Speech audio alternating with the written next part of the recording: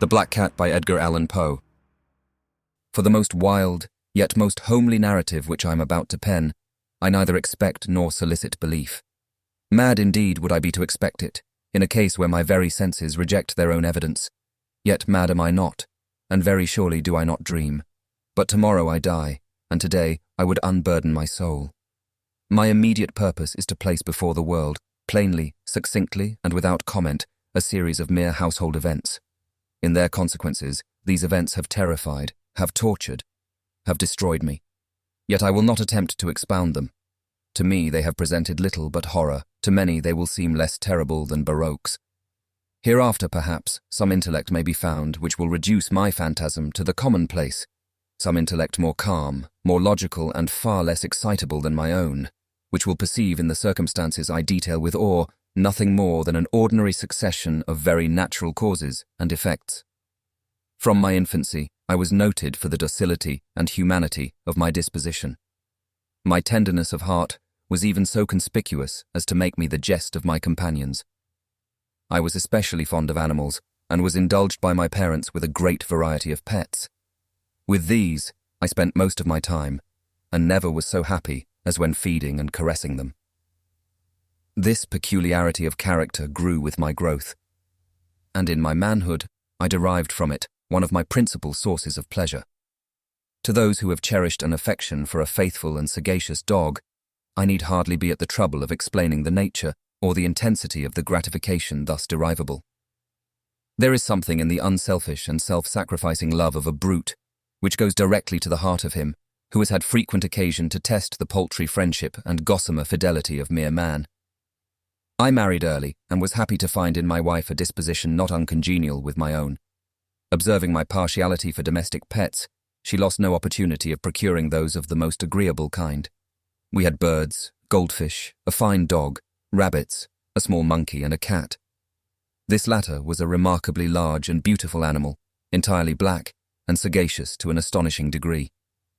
In speaking of his intelligence, my wife, who at heart was not a little tinctured with superstition, made frequent allusion to the ancient popular notion, which regarded all black cats as witches in disguise. Not that she was ever serious upon this point, and I mention the matter at all for no better reason than that it happens just now to be remembered. Pluto, this was the cat's name, was my favourite pet and playmate. I alone fed him, and he attended me wherever I went about the house.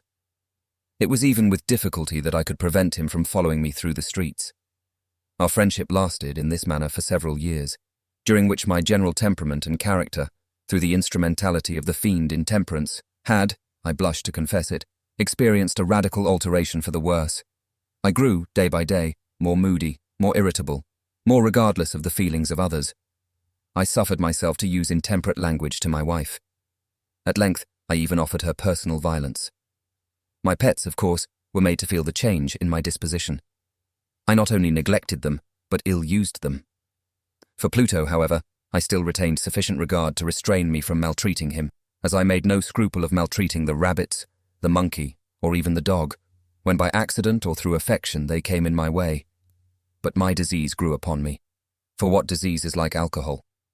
And at length even Pluto, who was now becoming old, and consequently somewhat peevish, even Pluto began to experience the effects of my ill temper. One night, returning home much intoxicated from one of my haunts about town, I fancied that the cat avoided my presence. I seized him, when, in his fright at my violence, he inflicted a slight wound upon my hand with his teeth. The fury of a demon instantly possessed me. I knew myself no longer. My original soul seemed, at once, to take its flight from my body, and a more than fiendish malevolence, gin-nurtured, thrilled every fibre of my frame. I took from my waistcoat pocket a penknife, opened it, grasped the poor beast by the throat, and deliberately cut one of its eyes from the socket. I blush, I burn, I shudder while I pen the damnable atrocity. When reason returned with the morning, when I had slept off the fumes of the night's debauch, I experienced a sentiment half of horror, half of remorse for the crime of which I had been guilty. But it was, at best, a feeble and equivocal feeling, and the soul remained untouched. I again plunged into excess, and soon drowned in wine all memory of the deed.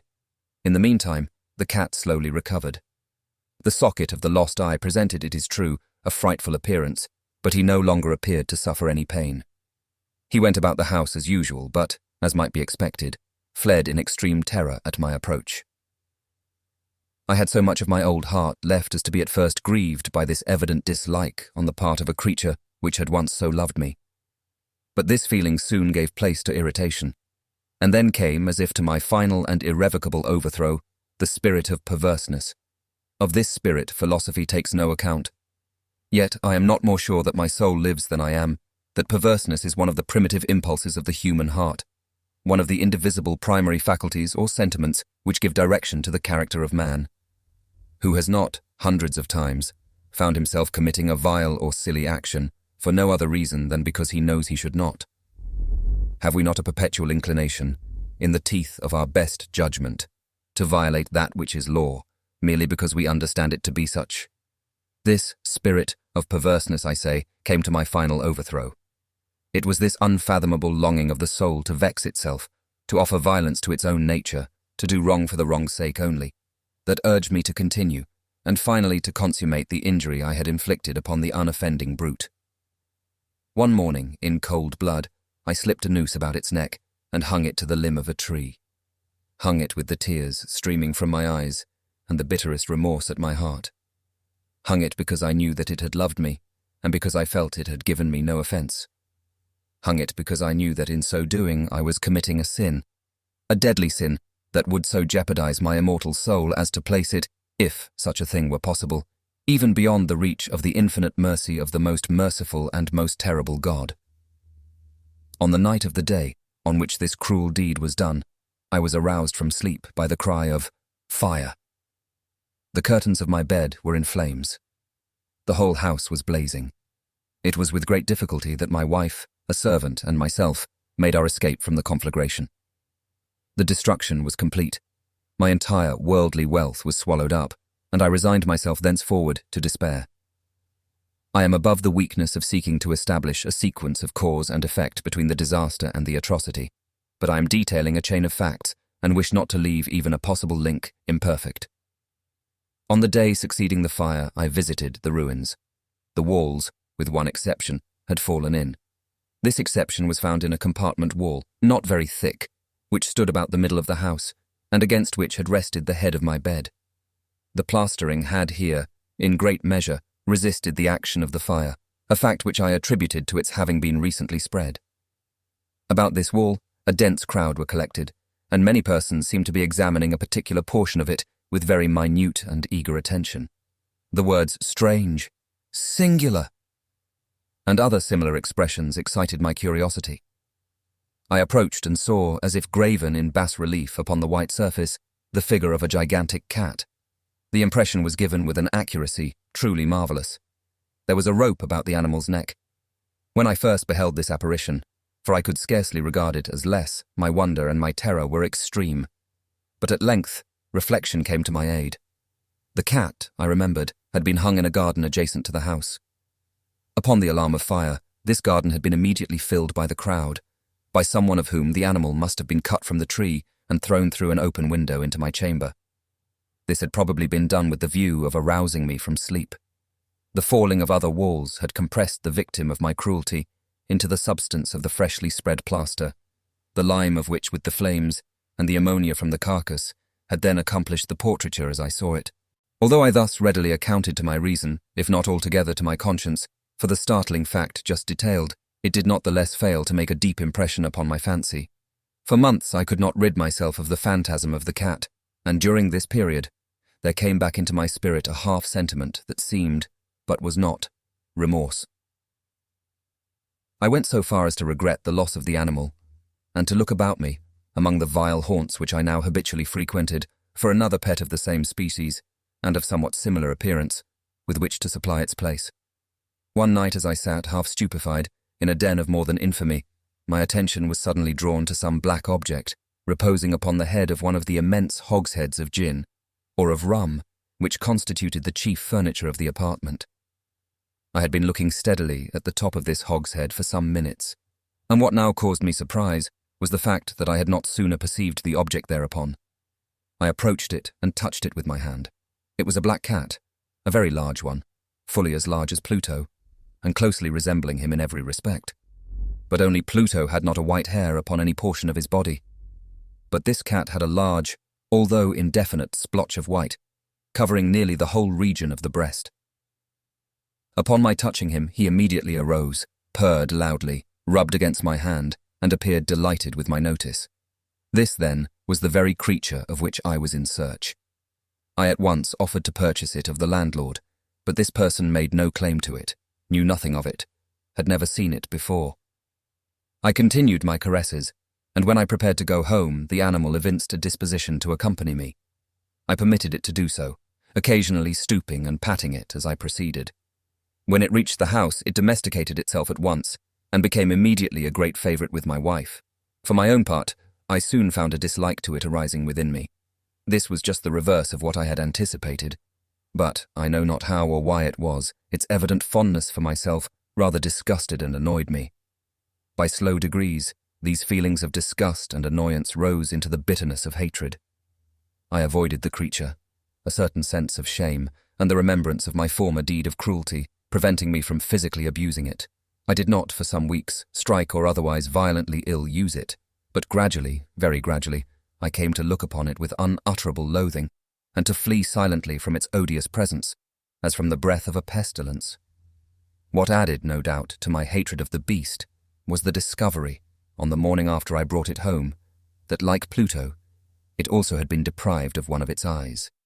This circumstance, however, only endeared it to my wife, who, as I have already said, possessed in a high degree that humanity of feeling which had once been my distinguishing trait, and the source of many of my simplest and purest pleasures. With my aversion to this cat, however, its partiality for myself seemed to increase. It followed my footsteps with a pertinacity which it would be difficult to make the reader comprehend. Whenever I sat, it would crouch beneath my chair or spring upon my knees, covering me with its loathsome caresses. If I arose to walk, it would get between my feet, and thus nearly throw me down, or, fastening its long and sharp claws in my dress, clamber in this manner to my breast. At such times, although I longed to destroy it with a blow, I was yet withheld from so doing, partly by a memory of my former crime, but chiefly, let me confess it at once, by absolute dread of the beast. This dread was not exactly a dread of physical evil, and yet I should be at a loss how otherwise to define it. I am almost ashamed to own, yes, even in this felon's cell, I am almost ashamed to own, that the terror and horror with which the animal inspired me had been heightened by one of the merest chimeras it would be possible to conceive. My wife had called my attention more than once to the character of the mark of white hair of which I have spoken, and which constituted the sole visible difference between the strange beast and the one I had destroyed. The reader will remember that this mark, although large, had been originally very indefinite. But by slow degrees nearly imperceptible, and which for a long time my reason struggled to reject as fanciful, it had at length assumed a rigorous distinctness of outline. It was now the representation of an object that I shudder to name, and for this, above all, I loathed and dreaded, and would have rid myself of the monster had I dared. It was now, I say, the image of a hideous, of a ghastly thing, of the gallows. O mournful and terrible engine of horror and of crime, of agony and of death! And now was I indeed wretched beyond the wretchedness of mere humanity, and a brute beast, whose fellow I had contemptuously destroyed, a brute beast to work out for me, a man, fashioned in the image of the high God, so much of insufferable woe. Alas, neither by day nor night knew I the blessing of rest any more. During the former, the creature left me no moment alone, and in the latter I started hourly from dreams of unutterable fear, to find the hot breath of the thing upon my face, and its vast weight, an incarnate nightmare that I had no power to shake off, incumbent eternally upon my heart. Beneath the pressure of torments such as these, the feeble remnants of the good within me succumbed. Evil thoughts became my sole intimates, the darkest and most evil of thoughts. The moodiness of my usual temper increased to hatred of all things and of all mankind, while from the sudden, frequent, and ungovernable outbursts of a fury to which I now blindly abandoned myself, my uncomplaining wife, alas, was the most usual and the most patient of sufferers. One day she accompanied me upon some household errand into the cellar of the old building, which our poverty compelled us to inhabit. The cat followed me down the steep stairs, and, nearly throwing me headlong, exasperated me to madness. Uplifting an axe, and forgetting, in my wrath, the childish dread which had hitherto stayed my hand, I aimed a blow at the animal, which of course would have proved instantly fatal had it descended as I wished. But this blow was arrested by the hand of my wife. Goaded by the interference into a rage more than demoniacal, I withdrew my arm from her grasp and buried the axe in her brain. She fell dead upon the spot, without a groan. This hideous murder accomplished, I set myself forthwith and with entire deliberation to the task of concealing the body. I knew that I could not remove it from the house, either by day or by night, without the risk of being observed by the neighbours. Many projects entered my mind. At one period I thought of cutting the corpse into minute fragments and destroying them by fire. At another I resolved to dig a grave for it in the floor of the cellar. Again, I deliberated about casting it into the well in the yard, about packing it in a box, as if merchandise, with the usual arrangements, and so getting a porter to take it from the house. Finally, I hit upon what I considered a far better expedient than either of these. I determined to wall it up in the cellar, as the monks of the Middle Ages are recorded to have walled up their victims. For a purpose such as this, the cellar was well adapted. Its walls were loosely constructed and had lately been plastered throughout with a rough plaster which the dampness of the atmosphere had prevented from hardening. Moreover, in one of the walls was a projection, caused by a false chimney or fireplace that had been filled up and made to resemble the rest of the cellar. I made no doubt that I could readily displace the bricks at this point, insert the corpse, and wall the whole up as before, so that no eye could detect anything suspicious. And in this calculation I was not deceived. By means of a crowbar, I easily dislodged the bricks, and having carefully deposited the body against the inner wall, I propped it in that position, while, with little trouble, I relaid the whole structure as it originally stood. Having procured mortar, sand, and hair with every possible precaution, I prepared a plaster which could not be distinguished from the old, and with this I very carefully went over the new brickwork. When I had finished, I felt satisfied that all was right.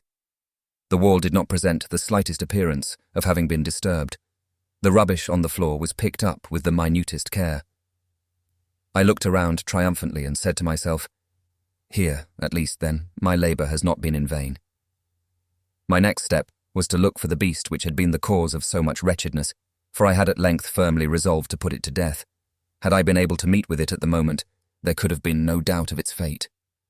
But it appeared that the crafty animal had been alarmed at the violence of my previous anger and forbore to present itself in my present mood. It is impossible to describe or to imagine the deep, the blissful sense of relief which the absence of the detested creature occasioned in my bosom.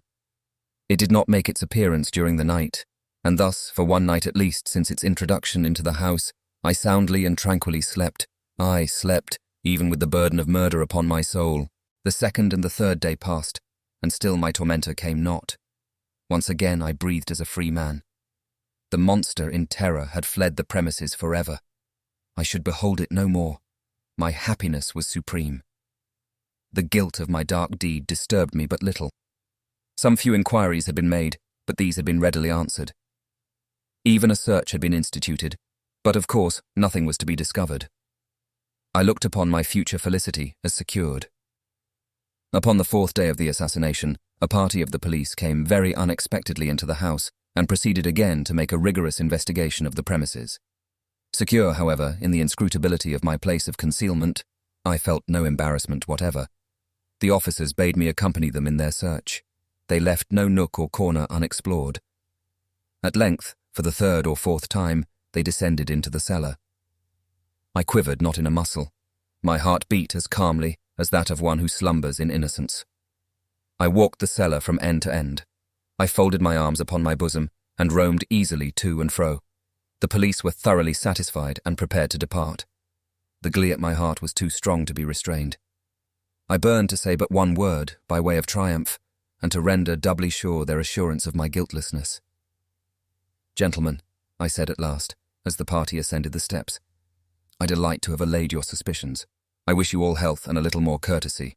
By the by, gentlemen, this is a very well-constructed house." In the rabid desire to say something easily, I scarcely knew what I uttered at all. "I may say an excellently well-constructed house. These walls— Are you going, gentlemen? These walls are solidly put together." And here, through the mere frenzy of bravado, I rapped heavily, with a cane which I held in my hand, upon that very portion of the brickwork behind which stood the corpse of the wife of my bosom. But may God shield and deliver me from the fangs of the arch-fiend. No sooner had the reverberation of my blows sunk into silence than I was answered by a voice from within the tomb. By a cry, at first muffled and broken, like the sobbing of a child, and then quickly swelling into one long, loud and continuous scream, utterly anomalous and inhuman. A howl, a wailing shriek, half of horror and half of triumph, such as might have arisen only out of hell, conjointly from the throats of the damned in their agony, and of the demons that exult in the damnation. Of my own thoughts it is folly to speak. Swooning, I staggered to the opposite wall.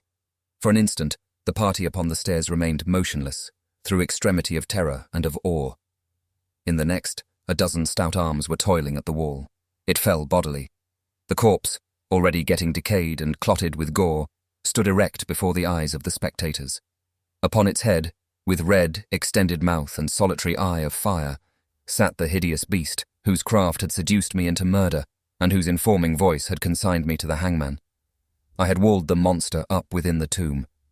The end. We hope you'll return for more spine-tingling stories in the future from the tales of the unknown, where wishes come true and nightmares become real.